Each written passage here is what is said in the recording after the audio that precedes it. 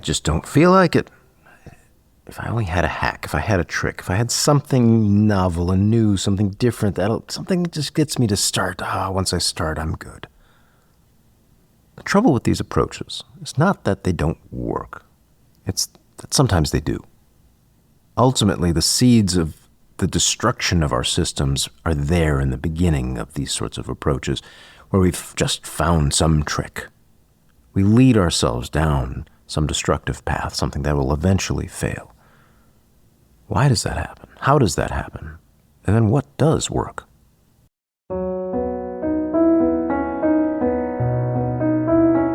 Welcome to the Rhythms of Focus podcast for wandering minds who are tired of feeling that they have to force themselves to make things happen. Maybe know that when things line up well, that tendency to wander actually becomes a powerful wave of focus. I'm Dr. Kourosh Dini, fellow wandering mind. It wasn't that long ago that I struggled to make things happen, whether it was to remember when to pay a bill, do things over time, or look at a list without feeling repulsed. Fast forward through years of study and practice, I can now not only deal with the world, I can be creative, playful, and engage in the ways that make sense to me. I can be a doctor, musician, father, still play games in the evenings. I've created this podcast to share these ideas so you can do the same, hopefully with a lot less of the troubles I needed to go through to get here. Whether you have ADHD, deal with anxiety, or just suffer from a powerfully creative spirit, I invite you to join me in this weekly podcast to start finding your own way to a calmer, more intuitive space. Please note, I'm not functioning as your doctor, psychiatrist, psychoanalyst, therapist, or otherwise. This is here for education, if not entertainment, and I do hope you enjoy it.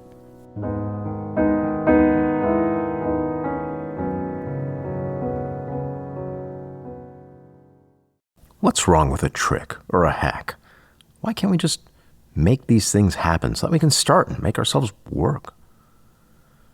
Well, one trouble is that they often rely on some novelty of some sort, and novelty by definition will fall apart. And perhaps we argue so long as we can keep this roulette wheel of novel possibilities around, we'll be good. Okay, look, if that works for you, wonderful, please go right ahead and do it. The trouble I have, though, is that I find that trying to trick my unconscious, that part of me that's deep, it doesn't work.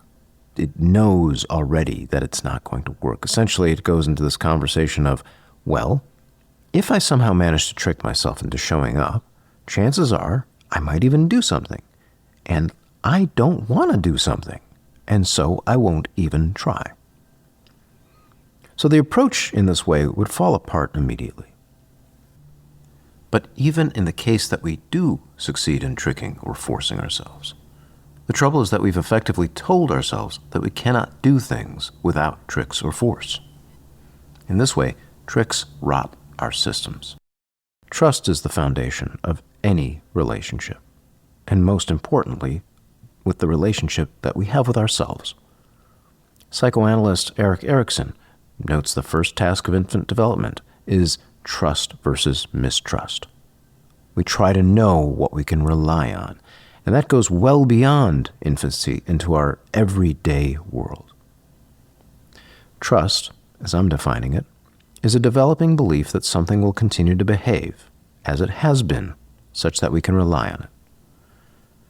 As I tend to do, I like to repeat my definitions, and I know I've presented trust before, but I'm going to do it again. Trust is a developing belief that something will continue to behave as it has been behaving, such that we can rely on it. If we look at it, that idea of developing belief means that it's forming over time. That it's a belief means that it's resting somewhere in our experience. It's a feeling that we can reflect on. It's not something we can wish into existence. This idea of trust is fundamental, and this relationship of trust with ourselves, that's where we get into the word confidence. Confidence is a trust in our skill or ability within ourselves. By definition, confidence cannot exist without that trust in ourselves. And for this reason, at the very least, I find the suggestion to, quote, fake it till you make it, causes me to retch, not only with a disgusted sense of irresponsibility, but also with this admonition that we need to be dishonest with ourselves in order to grow. When we engage a trick, we tell ourselves we do not trust ourselves. We do not believe that we can do a thing from our own sense of volition, undermining and further injuring ourselves every time we use that trick. We collude in the decay of not only our systems but our own sense of confidence. Tricks cannot last because fundamentally for us to gain any real traction, to have a sense that what we're doing is meaningful, engage from some depth of self and agency, we need to be able to do so from a sense of honesty and trust with ourselves. The question becomes, how do we learn to trust ourselves, to make a decision and then engage? How can we approach something we may not want to do, for example, in a way that feels genuine? We might have hope that we can develop that trust. We might hope for that ability and that confidence.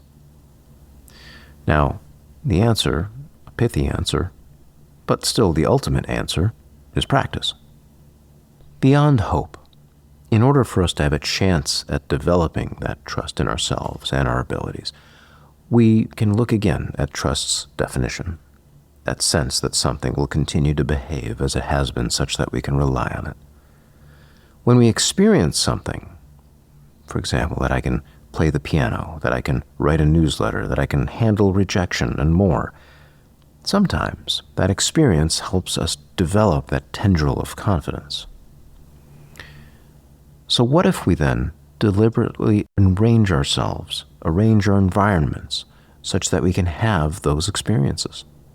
And if we could do that regularly, well, then that would build in time, forming a genuine confidence, one that resonates deeply. But there is no true hope without risk. Every real stretch beyond what we trust involves risk. In other words, risk is the leading edge of confidence, of that trust in ourselves. We don't have to be reckless, we can be calculated, but somewhere there is risk.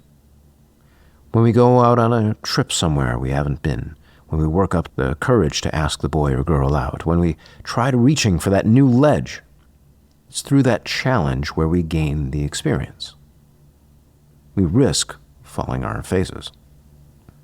And as we do something again and again, hopefully, it doesn't always happen, but hopefully, we start to grow that trust in our own skills, in our knowledge, also known as confidence. In this way, I think it makes it clear that that recommendation to, quote, just be confident, rings hollow, because it is hollow. It must be developed through time and repetition, the very foundations of practice.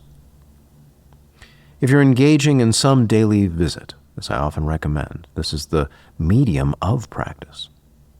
Something where you show up, stay for only the moments where you can genuinely say you were there, maybe just for a single deep breath. You start to develop that trust between the past you that said, hey, I'm inviting you to make a visit, to that future self that was then, to the present you that is now, that's now making that visit. In that visit now, and here's the takeaway, I'd say, maybe can you take that next step and ask yourself, what's the gentle risk I can take here?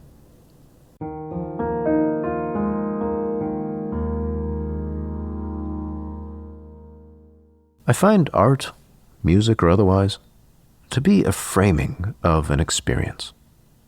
We basically point at a thing using a frame and say, hey, look at this thing. Often, as I'm writing some piece of music, I'll wonder, what does this resonate with? What is this frame? Of course, it's something within me. It came from me, but hopefully it's something within you too. And for that to be the case, there has to be something universal to it, something universal in its nature. This piece that I'll play for you now is called Running on the Sun. It's about the flares that I see in the pictures of the sun. Somehow that just comes to mind. But running on the sun? That sounds kind of risky, doesn't it? I'm not sure I'll get much out of taking that risk either, but whatever. In any case, it's written in E-flat minor, and I hope you enjoy it.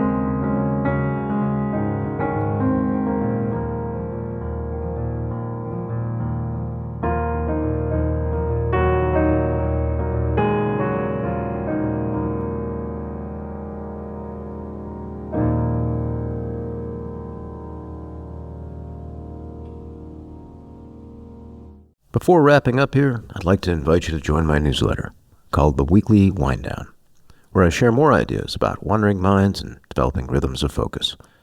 Head on over to rhythmsoffocus.com to sign up. It's free, and it's a great way to continue exploring these ideas between episodes.